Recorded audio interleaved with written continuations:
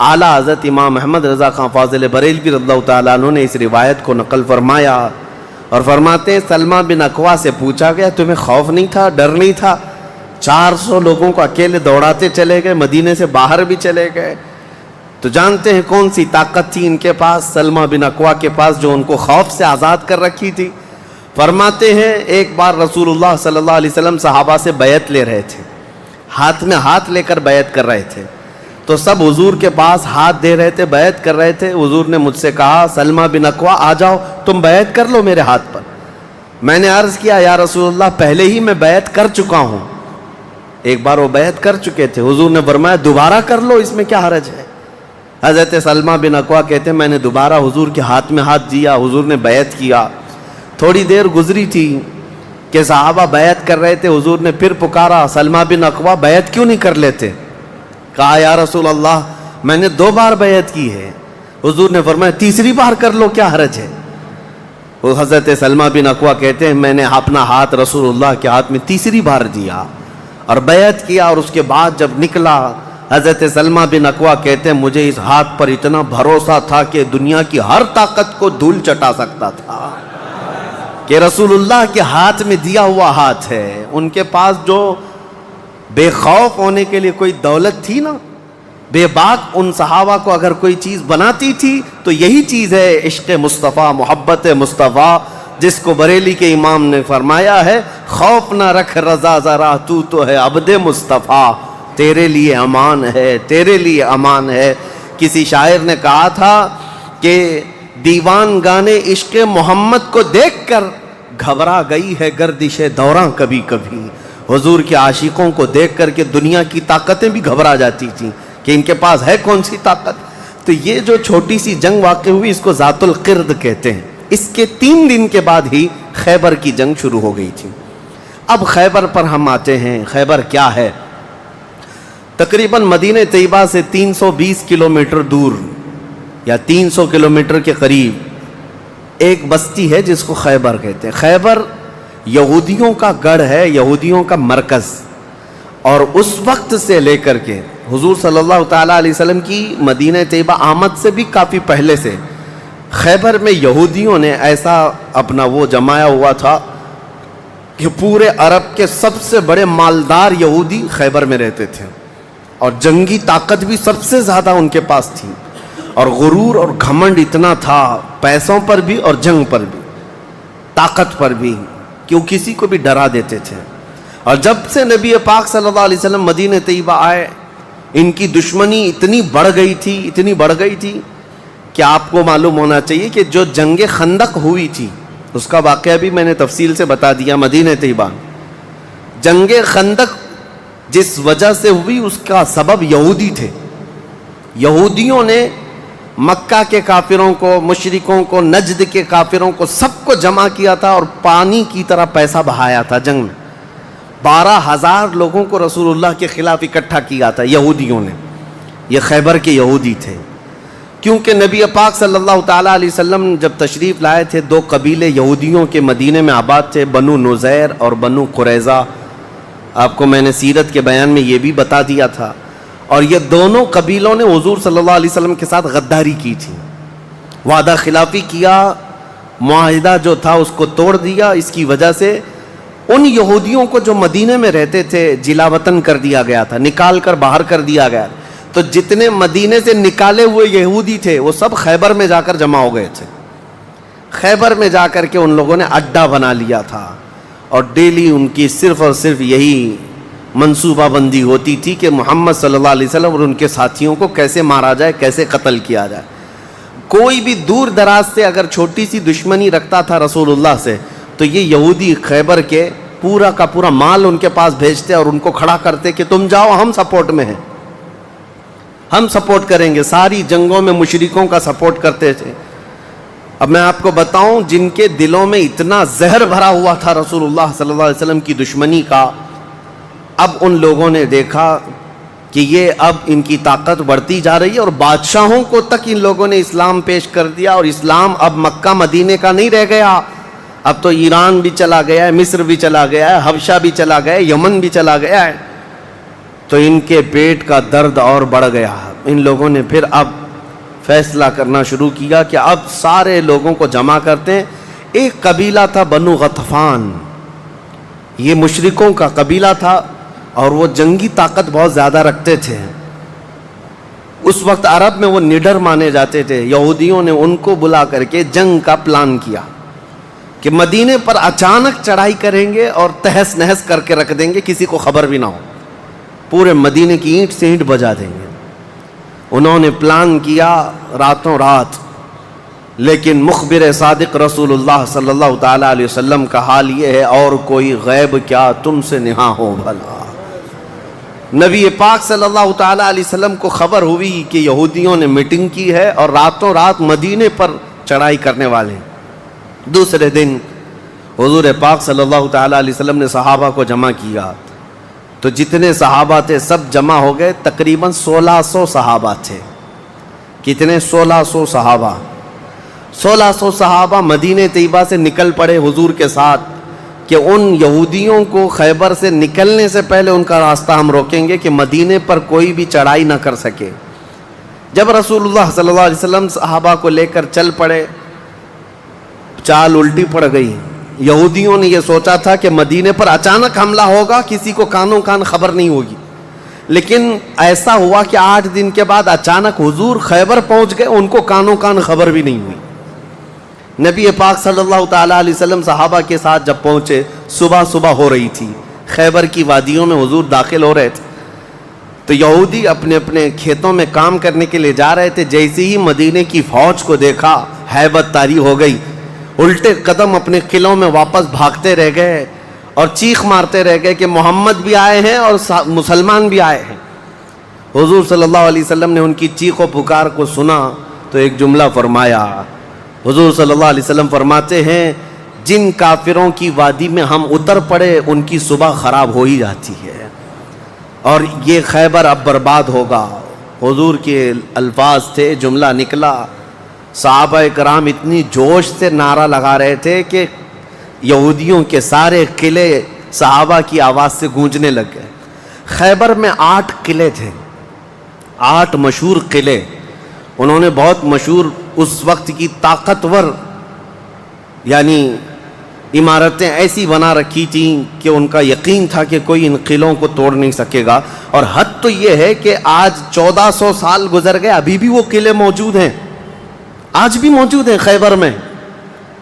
وہ قلعوں کے باقیات، کھنڈرات ابھی بھی موجود ہیں. اب آپ اندازہ کریں کہ 14 صدیاں گزرنے کے بعد اب بھی وہ قلعے ہیں تو اس وقت کتنے محفوظ رہے ہوں گے، کتنے مضبوط رہے ہوں گے. ان کو بڑا غرور تھا. 8 مشہور قلعے تھے، قلعہ نائم، قلعہ نطات، قلعہ قموس. ان کے نام تھے الگ الگ، ہر قلعہ الگ الگ کاموں کے لیے استعمال ہوتا تھا. اب نبی پاک صلی اللہ تعالیٰ علیہ وسلم خیبر جب پہنچے، 1600 صحابہ ہیں. اب سنیے، ایک قلعہ نائم تھا جس میں سارا ذخیرہ تھا، کھانا پانی اور سب کچھ وہاں پر تھا، اور اس کی ذمہ داری سلام بن مشکم نام کا ایک یہودی، وہ بہت ہی بغض و عداوت میں بھرا ہوا یہودی تھا، اس کے ذمہ تھی. اور قلعہ قموس جو سب سے بڑا قلعہ تھا، اس کی ذمہ داری مرحب نام کے یہودی کے پاس تھی. اور مرحب وہ شخص ہے جس کے بارے میں مشہور تھا کہ وہ 1000 لوگوں سے تنہا لڑ سکتا ہے. 1000 انسانوں کی طاقت تھی جس کے پاس، اس کا نام مرحب تھا. پورے خیبر کے یہودی اس سے ڈرتے تھے. اور قلعہ قموس جو سب سے بڑا قلعہ تھا وہ اس کے انڈر میں ہوا کرتا، سب ان کی تقسیم تھی. اب جب نبی کریم صلی اللہ تعالیٰ علیہ وسلم شروعات فرمائی تو قلعہ نائم جو قریب تھا آبادی سے، اس پر چڑھائی شروع کر دی. تو جو صحابہ وہاں گئے تھے قلعہ نائم، تو صحابہ اکرام کو سخت مصیبت اٹھانی پڑی، کیونکہ اتنی سخت گرمی تھی کہ جس کی وجہ سے حلق میں کانٹے پڑ جاتے تھے پیاس کی شدت سے. کئی صحابہ اس میں شہید ہوئے. آخرکار قلعہ نائم فتح ہو گیا. ایک قلعہ فتح ہوا، دوسرا فتح ہوا، تیسرا فتح ہوا. قلعے اس طرح سے فتح ہونے لگ گئے.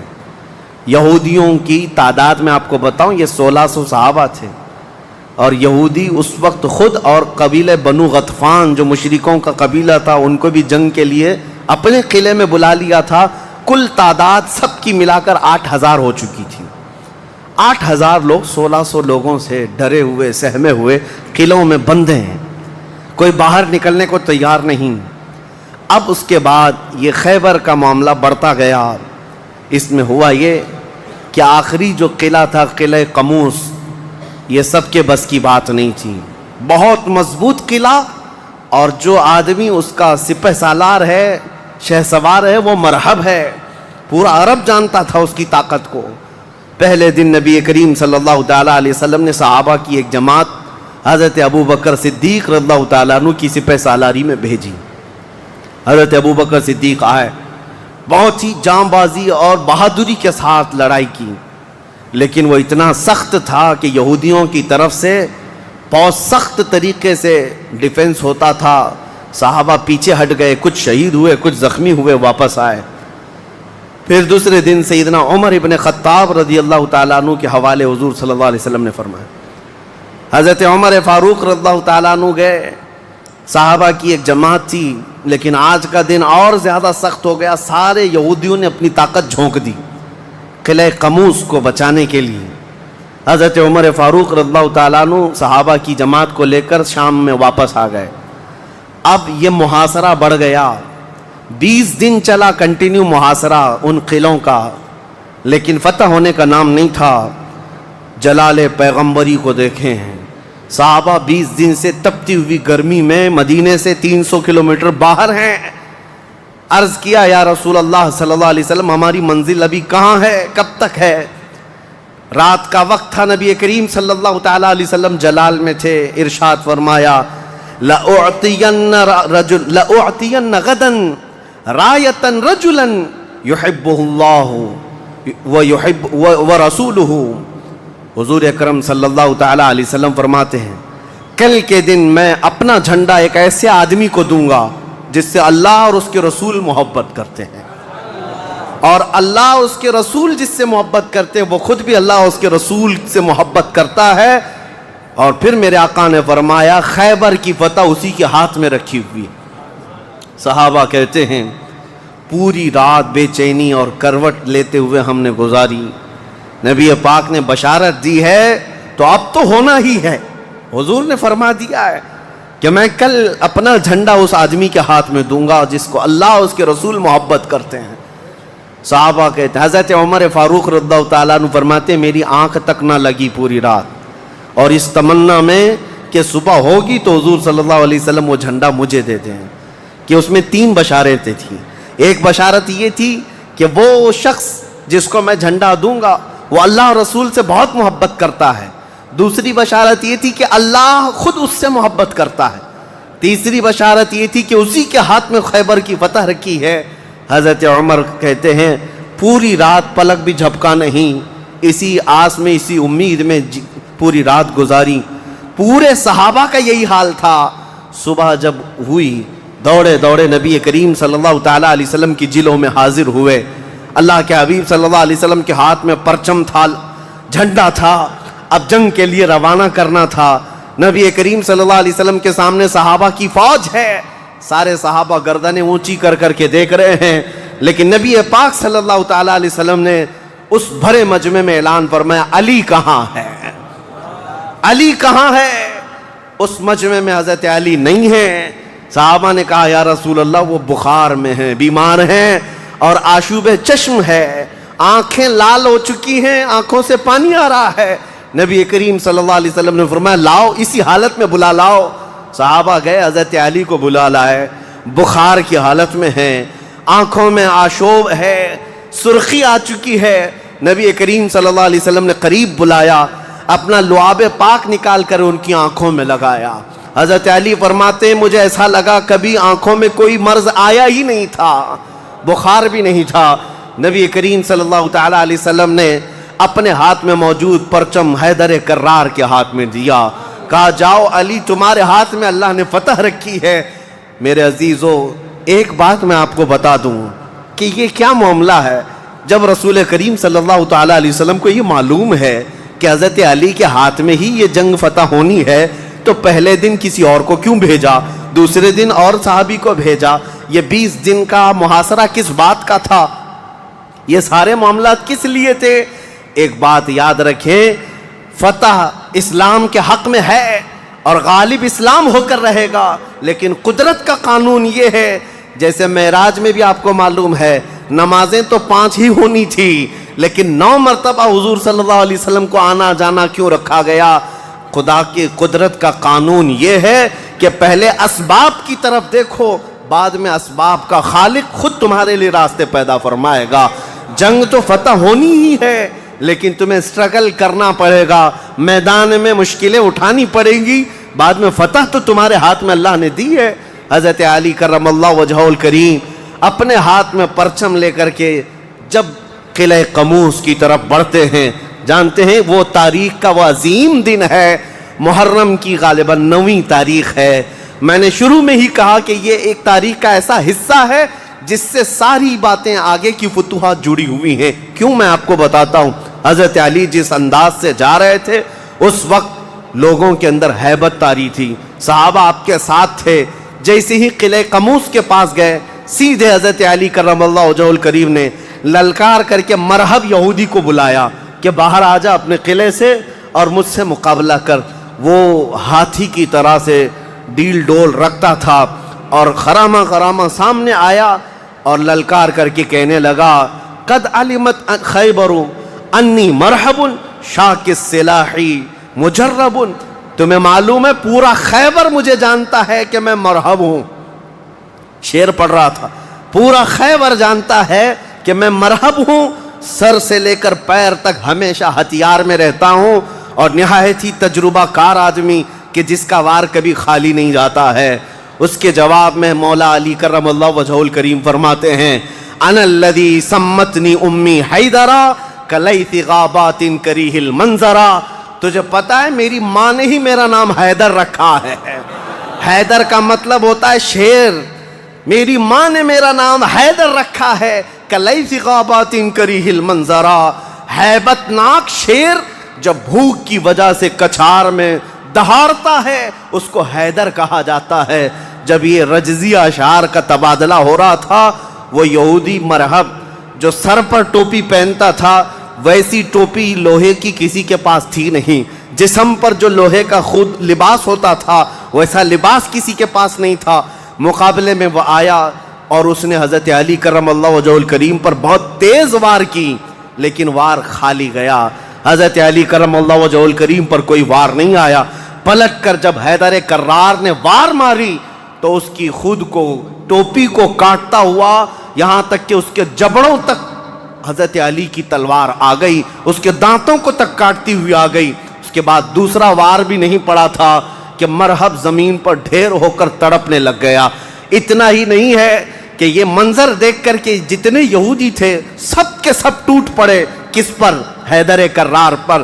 اکیلے بطل جلیل ہیں, جس طرف سے آتے تھے صحابہ کہتے ہیں حضرت علی کی تلوار اس دن جو چمک رہی تھی ہمارے جسموں میں ہیبت طاری تھی, کبھی ادھر چمکتی ہے کبھی ادھر چمکتی ہے. آپ کو پتا ہے ایک لقب آپ کا کرار ہے. کرار کا مطلب کیا ہوتا ہے؟ پلٹ پلٹ کر کے حملہ کرنے والا, اور ایسا حملہ کرنے والا کہ سامنے والے کو سنبھلنے کا موقع بھی نہیں دیتا. حضرت علی کی تلوار نے اتنے وار کیے کہ یہودیوں کی صفیں درہم برہم ہو گئی. بعض تو لوگوں نے یہ سوچا کہ جان بچانے میں عافیت ہے, جب ہمارا سردار ڈھیر ہو کر تڑپ رہا ہے ہمیں اس سے مقابلے کی کیا تاو ہے.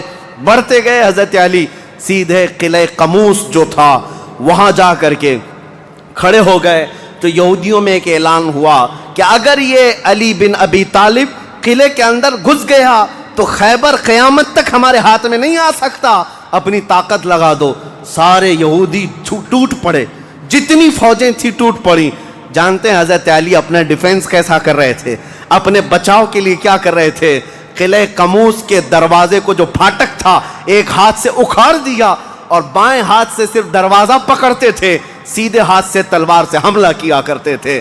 ایک ہاتھ میں دروازہ لے کر کے ڈیفنس کر رہے ہیں, ڈھال بنائے ہوئے ہیں, جہاں سے تیر آئے یا تلوار آئے اس دروازے سے آپ نے اپنے آپ کا ڈیفنس کیا ہے. صحابہ کہتے ہم دیکھتے رہے وہ دروازے کو ایسے اپنے ہاتھ میں نچا رہے تھے جیسے کوئی چھوٹا کھلونا اپنے ہاتھ میں نچایا جاتا ہے۔ حضرت علی کرم اللہ وجہہ الکریم نے اس قلعے کا پھاٹک توڑ دیا جس کو 20 دنوں سے صحابہ جا کر کے آ رہے تھے، توڑ نہ سکے تھے۔ پھر اس کے بعد جب جنگ ٹھنڈی ہوئی، بعض لوگ یہ کہتے ہیں کہ قلعے کا پھاٹک اٹھا کر کے پھینک دیا، پھینکا نہیں، پوری جنگ بھر حضرت علی اس دروازے کو پکڑ کر کے جنگ کرتے رہے اور قلعے کے اس دروازے کو اپنی ڈھال بنائے رہے۔ جب یہودی سرد پڑ گئے، ٹھنڈے پڑ گئے، تو اس قلعے کے دروازے کو آپ نے اٹھا کر پھینک دیا۔ صحابہ کہتے ہیں ہم بعد میں، چونکہ وہ راستے میں پڑا تھا، اٹھانے کے لیے گئے تو 40 صحابہ مل کر کے اس دروازے کو اٹھا نہ پا رہے تھے۔ جو تنہا حیدر کرار اتنی دیر تک اپنے ہاتھ میں لے کر کے لڑتے رہے۔ کون ہے یہ حیدر کرار؟ یہ وہی حیدر کرار ہے جب رسول اللہ صلی اللہ علیہ وسلم نے مکہ مکرمہ میں سب سے پہلے اسلام کی دعوت دی تھی تو مکہ والوں نے انکار کیا تھا۔ 9 سال کا ایک بچہ کھڑا ہوا تھا، کہا یا رسول اللہ میں آپ کے دین کی حمایت کروں گا۔ پتلی پتلی ٹانگیں تھی، کمزوری تھی۔ رسول اللہ نے اس 9 سال کے بچے کو دیکھا اور سینے سے لگایا اور بارگاہ رب العزت میں عرض کیا کہ مولا اس کی ٹانگوں میں اور اس کی بازوؤں میں تو طاقت عطا فرما۔ وہ 9 سال کا بچہ جب 25 سال کا ہو گیا تو فاتح خیبر بن کر کے نکلا، حیدر کرار بن کر کے نکلا۔ اسی لیے سچ کہا ہے جس نے کہا ہے شاہ مرداں شیر یزداں قوت پروردگار، لا فتح الا علی لا سیف الا ذوالفقار۔ یہ ہے جس کا مطلب یہ ہوتا ہے فارسی میں شاہ مرداں شیر یزداں، نوجوانوں کا اگر کوئی بادشاہ ہے تو وہ حیدر کرار ہے۔ شیر یزداں اگر اللہ کا کوئی شیر ہے تو حیدر کرار ہے۔ قوت پروردگار، اللہ کی طاقت کا مظہر دیکھنا ہے تو وہ علی بن ابی طالب ہے۔ لا فتح الا علی، سچ کہا جس شاعر نے کہا لا فتح الا علی۔ پورے لوگوں میں اگر جوان کوئی کہانے کے لائق ہے تو وہ علی بن ابی طالب کا نام ہے۔ لا سیف الا ذوالفقار، اور دنیا میں اگر کسی تلوار کو تلوار کہلانے کا حق ہے تو وہ ذوالفقار حیدری کا نام ہے۔ عزیزان گرامی وقار، یہ خیبر فتح ہوا، جیسے یہ خیبر فتح ہوا صحابہ میں اتنا جوش بھر گیا تھا، نہ قلعہ قموس باقی رہا نہ مرحب باقی رہا۔ اور خیبر کو جو مولا علی نے اس وقت توڑا تھا، 14 صدیاں گزر گئی، آج تک یہودیوں کا اس میں داخلہ نہ ہو سکا تھا۔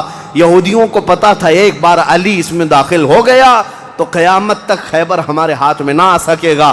آپ کو پتا ہے 2018 کی بات میں بتاؤں، 2018 میں انگلینڈ میں لندن کی سڑکوں پر پوسٹر اور بینر ہورڈنگ کارڈ لیے ہوئے یہودی احتجاج کر رہے تھے، پروٹیسٹ کر رہے تھے کہ خیبر ہمارا تھا، ہم کو نکالا گیا تھا اور تمہاری ہماری لاسٹ جنگ خیبر تھی، اس کے بعد نہیں ہوئی، اس طرح کی باتیں۔ یعنی میں نے محسوس کیا کہ مسلمان تو بھول گئے خیبر کیا ہے۔ یہودیوں کو جن کو مار پڑی تھی آج بھی یاد ہے کہ مولا علی نے کیسے مارا تھا، آج بھی یاد ہے کہ حیدر کرار کی وار کیسی تھی۔ صدیاں گزر گئیں، وہ زخم ابھی تک بھرا نہیں ہے۔ اسی لیے میرے عزیزو، آپ کو دیکھنا چاہیے کہ گریٹر اسرائیل کا نقشہ جو انہوں نے بنایا ہے، اسرائیل جو آج فلسطین کے حصے میں زبردستی قبضہ کیا ہوا ایک چھوٹا سا ملک، ناجائز قبضہ، انہوں نے جو اپنے خوابوں کا ایک نقشہ بنایا ہے کہ اسرائیل کہاں تک ہوگا، انٹرنیٹ پر دیکھیں گے تو آپ محسوس کریں گے انہوں نے گریٹر اسرائیل کا نقشہ جو بنایا اس میں خیبر بھی شامل کیا ہے کہ خیبر تک، مدینے کی وادیوں تک ان کو اسرائیل بنانا ہے۔ جہاں سے ہم نکلے تھے وہاں واپس آئیں گے، لیکن انشاءاللہ العزیز ایسا کبھی نہیں ہوگا۔ مولا علی کرم اللہ وجہہ الکریم کی وار جو پڑی تھی وہ قیامت تک تازہ رہے گی انشاءاللہ۔ میرے عزیزو، خیبر فتح ہونے کے بعد اب عدل مصطفیٰ کو بھی دیکھو۔ نبی کریم صلی اللہ تعالیٰ علیہ وسلم، یہ وہ یہودی ہیں جو ساری جنگوں میں جڑ کا کام کرتے رہے، جڑ کا کام کرتے رہے، لوگوں کو بھڑکانے میں، حضور کے خلاف دشمنی پر ابھارنے میں، پیسہ بہانے میں، سب کام کرتے رہے۔ آج سب ٹوٹ کر بکھر گئے۔ نبی کریم صلی اللہ تعالیٰ علیہ وسلم کو اب کیا کرنا تھا؟ حضور صلی اللہ علیہ وسلم نے دوسرے دن جب صحابہ سے مشورہ لیا، صحابہ نے عرض کیا جیسے ان کو مدینے سے بھگایا گیا تھا خیبر سے بھی نکال دیں، یہاں سے بھی نکال کر ان کو جلا وطن کر دیں. لیکن وہ مصطفیٰ کریم صلی اللہ تعالیٰ علیہ وسلم جو عظیم اخلاق لے کر کے زمین پر تشریف لائے، خیبر کے یہودیوں سے پوچھا کہ تم کو جلا وطن کیا گیا تھا اور تم نے بار بار ایگریمنٹ توڑا، معاہدے توڑے، اب یہاں سے بھی تمہیں جلا وطن کرنے کا مشورہ آیا ہے صحابہ سے. یہودیوں نے رونا دھونا شروع کیا اور کہا آپ اللہ کے نبی محمد مصطفیٰ صلی اللہ علیہ وسلم عدل کے شہسوار ہیں، ہمیں موقع عطا کریں. ہم خیبر چھوڑ کر جانا نہیں چاہتے، ہماری زمینیں ہمیں دے دیں، لیکن سال بھر میں جتنی بھی اس کی آمد ہوگی اس کا آدھا ہم مدینے پہنچا دیں گے، کھجوریں ہوں، فصلیں ہوں. نبی کریم صلی اللہ تعالیٰ علیہ وسلم نے سب کو معاف کر دیا، خیبر ان کے حوالے کر دیا، اور پھر وہ آدھا حصہ مدینہ طیبہ ہر سال دینے کے لیے راضی ہو گئے، اور اس پر حضور صلی اللہ علیہ وسلم نے فیصلہ فرما لیا. اب اتنی بات نہیں، حضرت عبداللہ بن رواحہ رضی اللہ تعالیٰ عنہ ہر سال جب یہ خیبر آتے یا ایک دوسرے صحابی یہ آدھا حصہ لینے کے لیے آتے تھے تو پورے خیبر کے یہودی مال جمع کرتے، اس میں آدھا آدھا حضرت عبداللہ فرما دیتے، اور اس کے بعد یہ